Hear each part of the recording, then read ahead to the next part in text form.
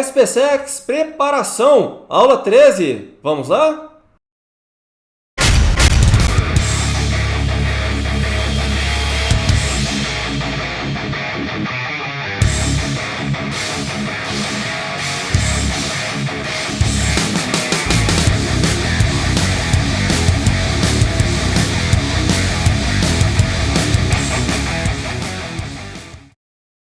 Bom, para essa aula, nós vamos começar aí o estudo dos conceitos de dinâmica.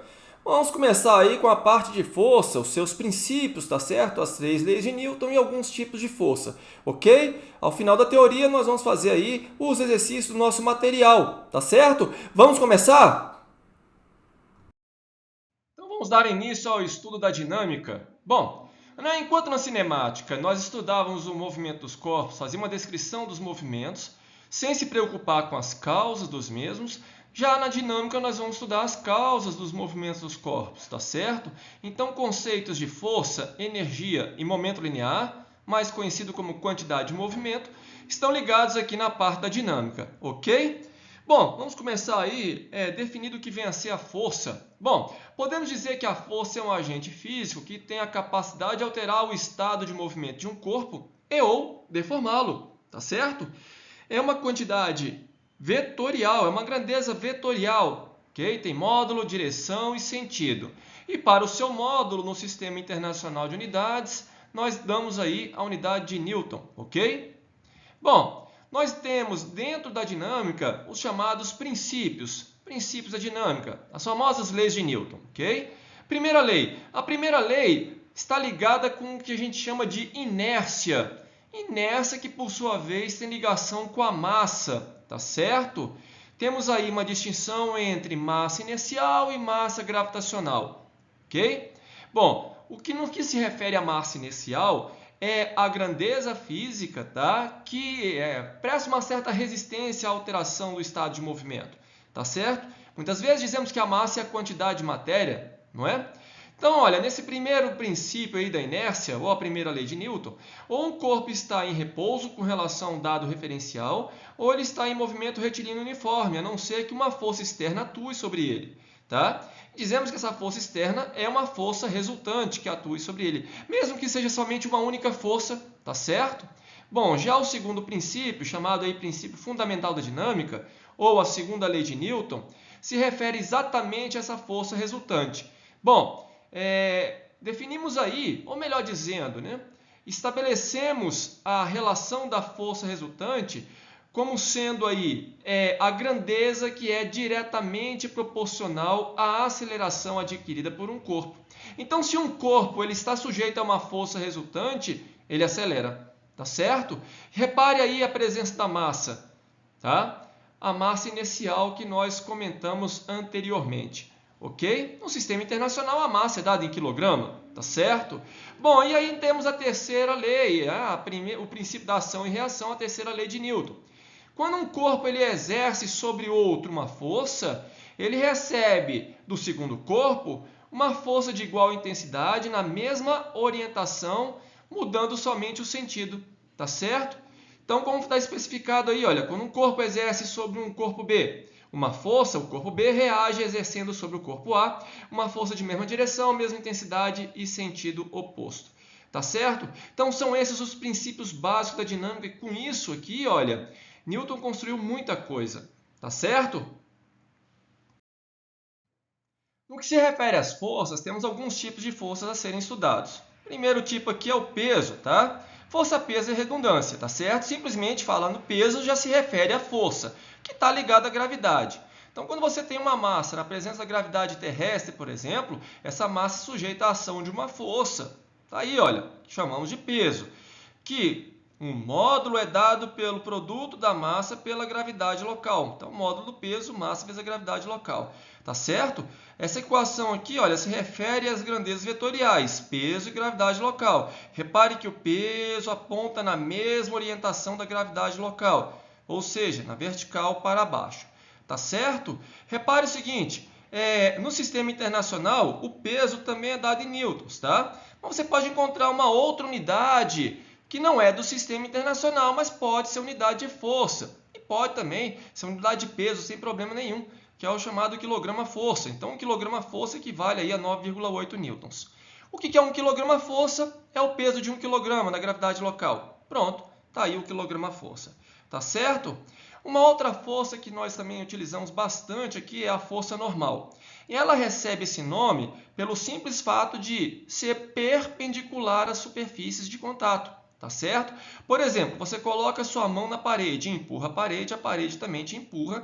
E essas forças aí, chamada de força de contato, força normal, é perpendicular às duas superfícies, a parede e a sua mão. Tá certo?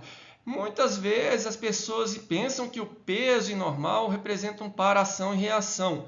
Nada disso, tá? Aonde reside a reação do peso?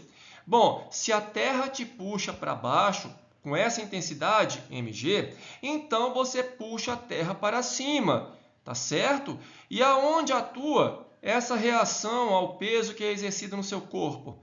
Se você aproximar o centro de massa da Terra lá pelo seu centro, então é lá que atua a reação ao peso, tá certo? Então nada de dizer que normal é reação ao peso. Você está em pé, tá certo? Então você tem o peso e a normal atuando no seu corpo. Não é um para-ação e reação. Até porque as duas forças estão atuando no mesmo corpo. E o para-ação e reação não. Uma atua num corpo e a outra força atua no segundo corpo, tá? Bom, força elástica. Dada aí pela famosa lei de Hooke, não é isso? Vamos pegar aí uma mola, cujo comprimento natural aqui dessa mola vale L, tá certo? Você quer comprimir a mola ou você quer alongar a mola. O fato é que quando você assim o faz, você deforma a mola. Então, alongando aqui a mola, tá certo? Puxando aqui a mola. Você tem que exercer sobre a extremidade da mola uma força, tá certo? Força essa que vai ser proporcional à deformação sofrida pela mola, tá? Então, tá aí a famosa lei de Hooke. A força que você exerce vai ser igual a K vezes X.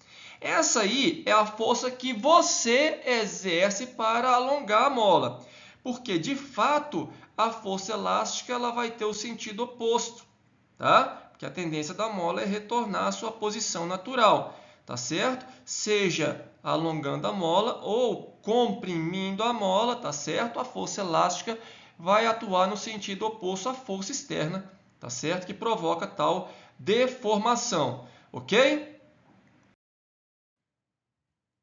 Forças de atrito. Bom, vamos pegar aqui uma figura para você ver bem o que está acontecendo.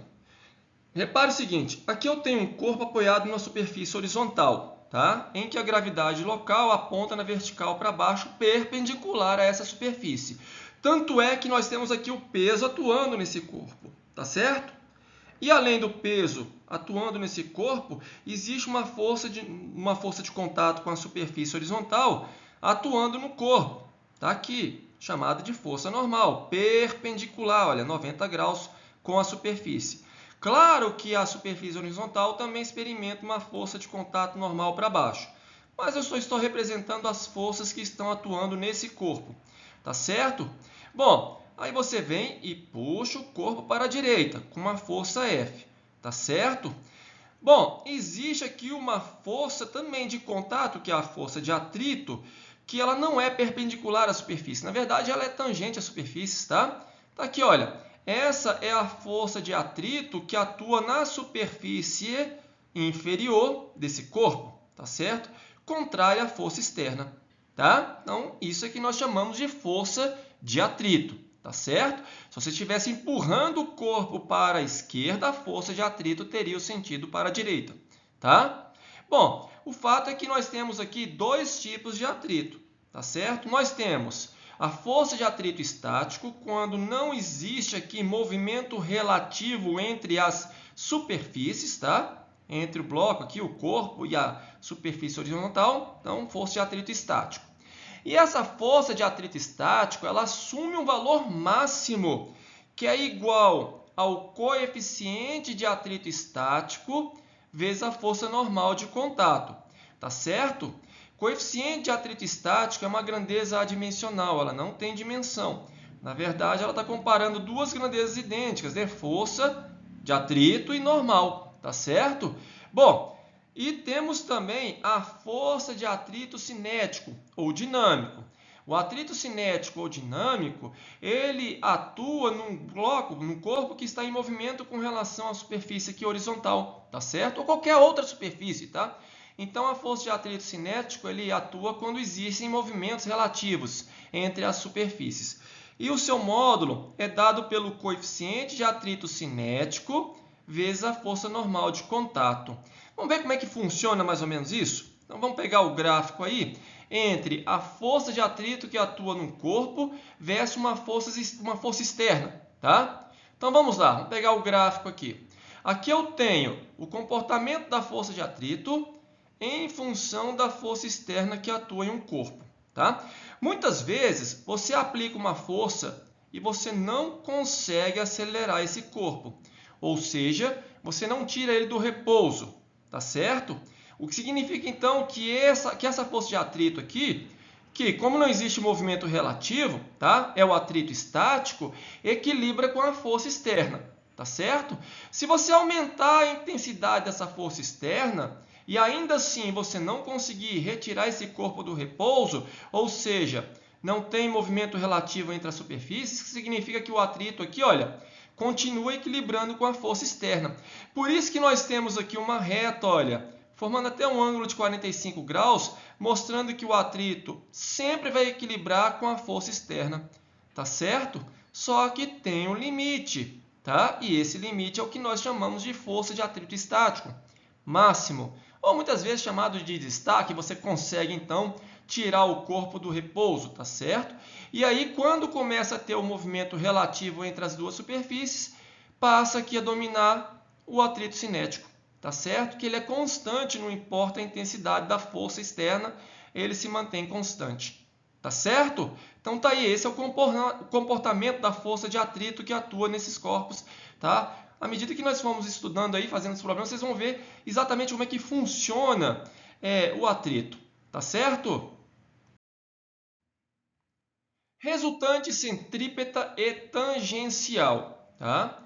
Bom, diferente das outras forças que nós estudamos, a força centrípeta não é somente mais uma força que atua no corpo. Na verdade, ela é uma força resultante.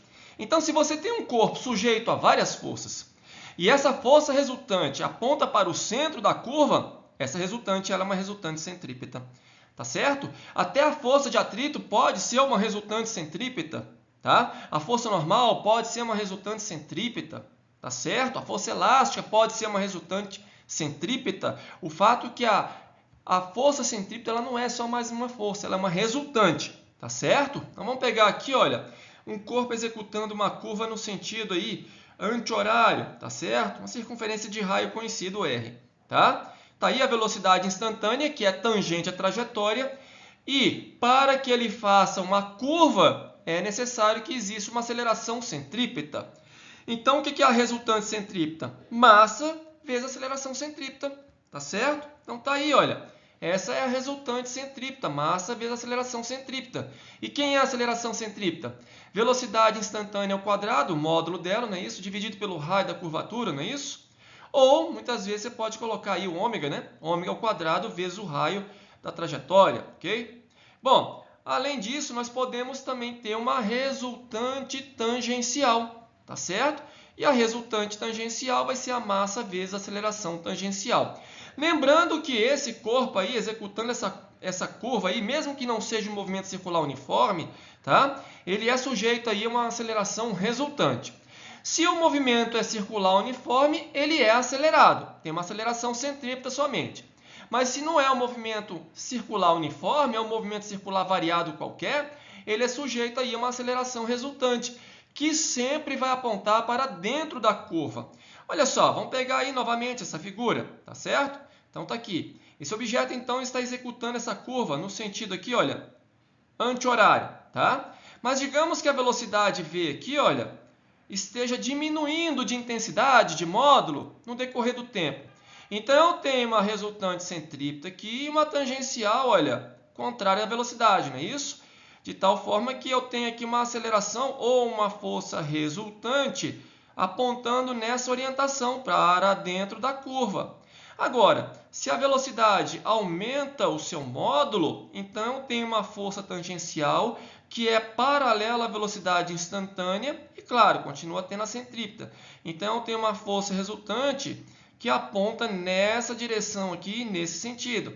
Também para dentro da curva, tá certo? Seja ele acelerado ou retardado, a força resultante sempre vai apontar para dentro da curva. Ok? Então vamos lá, vamos para os nossos exercícios do nosso material, página 60. Questão de número 1. Já leu o enunciado, então vamos lá. Primeiro item, verdadeiro, tá certo? Bom, se você tem um movimento circular uniforme, tá? A velocidade instantânea, ela até mantém o seu módulo constante, porém está mudando a orientação o tempo todo, tá certo? Então nós temos aí uma resultante atuando no corpo, ok? Item 2. Falso, como eu falei agora anteriormente, tá? Não basta ver somente se a velocidade escalar, o módulo está variando. Eu tenho que pensar também na grandeza vetorial, tá certo? Item 3, verdadeiro, claro, sem problema nenhum. Item 4, conforme eu coloquei lá no enunciado, ou melhor dizendo, lá no começo, quando eu falei aí sobre a questão de massas, não é isso? A diferença, massa inicial, massa gravitacional. Por exemplo, você colocar aí, para comparar duas massas numa balança, você está falando de massa gravitacional, tá certo? Então tá aí a alternativa correta, a letra B, tá? Questão de número 2. Já leu o enunciado? Então vamos lá, vamos pegar aí a figura. Bom, repare o seguinte, nessa figura você já tem a orientação da força resultante, porque a força resultante aponta para onde aponta a aceleração do nosso sistema, do nosso corpo, tá certo?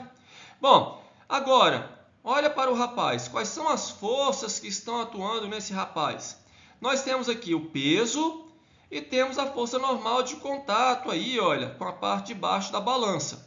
Aí eu pergunto para vocês, quem é que está ganhando? Peso ou normal? Normal, porque a aceleração é para cima, tá certo? Bom, então a força resultante vai ser igual a normal menos o peso, tá? Bom, lembrando que a força resultante em módulo é a massa vezes a aceleração. Isso aqui vai ser igual a normal menos o peso, tá certo? Utilizando os dados que ele colocou lá no enunciado, você vai encontrar a normal valendo aí 960 newtons, é a marcação que vai ter na balança. A alternativa correta, letra D, ok?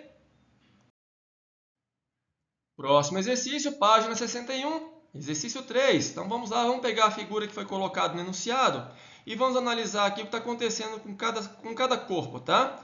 Em especial, vamos analisar o corpo 1. E o que eu vou fazer para o corpo 1 também vale para o corpo 2, tá certo? Então vamos lá. Eu tenho aqui, olha, o peso do corpo 1, tá certo?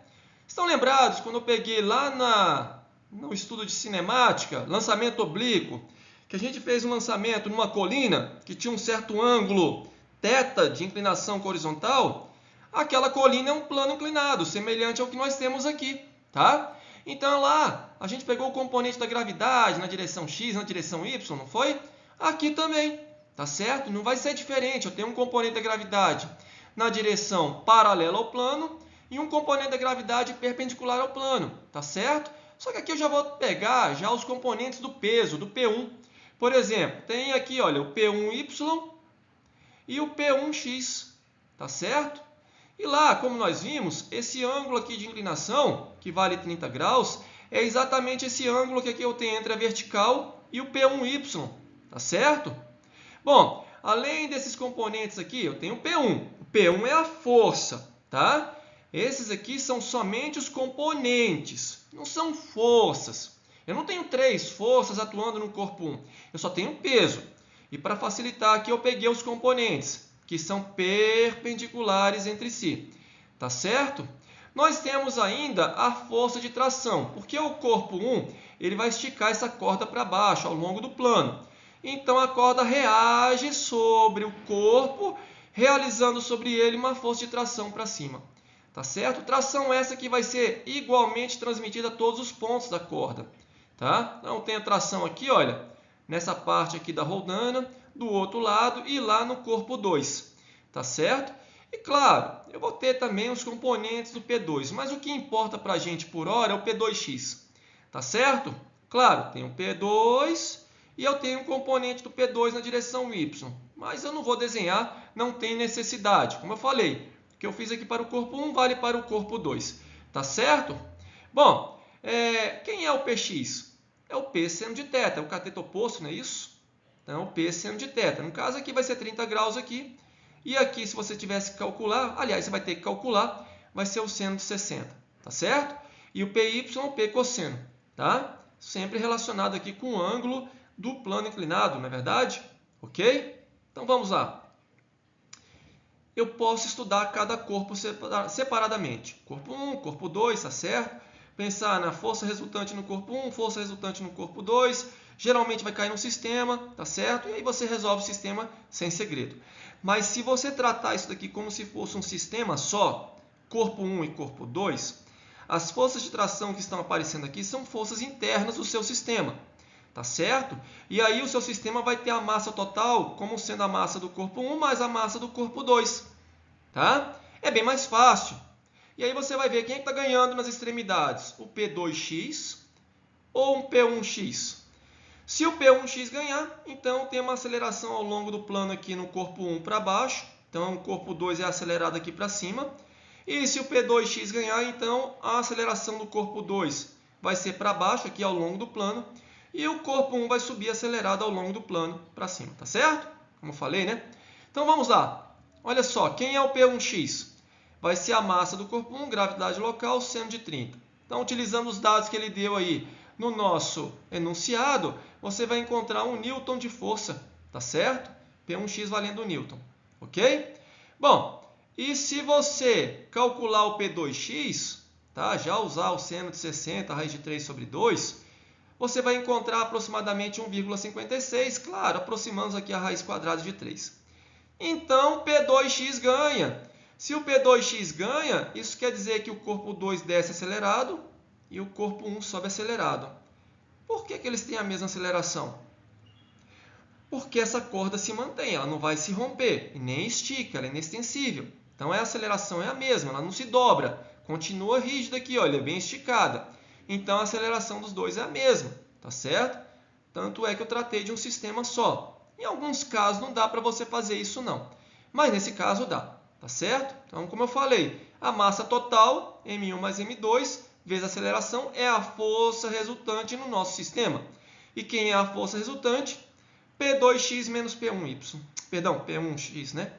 Então, vamos lá, substituindo, você vai encontrar a aceleração valendo aproximadamente 1,47 metros por segundo ao quadrado. Aí ele vai pedir a tração, não é isso? Bom, pega aqui o corpo 1, por exemplo. Já que o corpo 1 sobe acelerado, então somente olhando para o corpo 1, a tração ganha do P1x. Tá? Então, a força resultante no corpo 1 vai ser T menos P1x. Então, vamos lá. Força resultante no corpo 1, que é massa de 1 vezes aceleração, tração menos P1x. Substituindo os valores que nós temos, vamos encontrar aí o valor aproximado de 1,3 newtons. Ok? Bom, terminamos então a aula de hoje. Próxima aula, então, vamos continuar com resolução de exercício aí da parte de força, alguns tipos de força resultante, tá certo?